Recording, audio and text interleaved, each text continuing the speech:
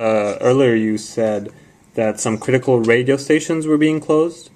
Oh yeah. The stuff with the radio is pretty harsh, and with the TV, really. And so stations are being closed down, stations that are critical of the government?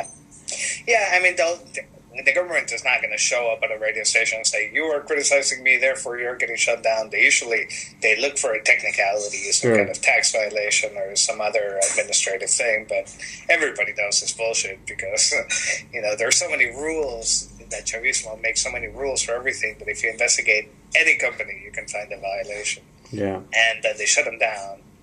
But what happened earlier this year, which was kind of brilliant on the part of Chavismo, is that the communications minister gave a press conference that, well, we've been going through the paperwork for all these radio stations. We found these 34 radio stations who have their paperwork in violation of our regulations. They're getting shut down permanently. And so they went and shut down these 34 opposition radio stations. And then he held up a paper to the television cameras and said, and we have this other list of 200 radio stations that we're investigating because we think they may also be in violation. And then he put away the paper. He didn't release the paper. He didn't announce the name of the radio stations that they were investigating. And so as a result, every radio station might be on that paper. Right.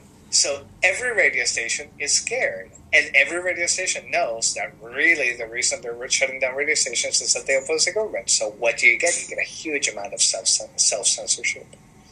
And it's very striking because the Venezuelan media, up until, in fact, quite recently, up until the beginning of this year even, was pretty rambunctious and pretty oppositional and willing to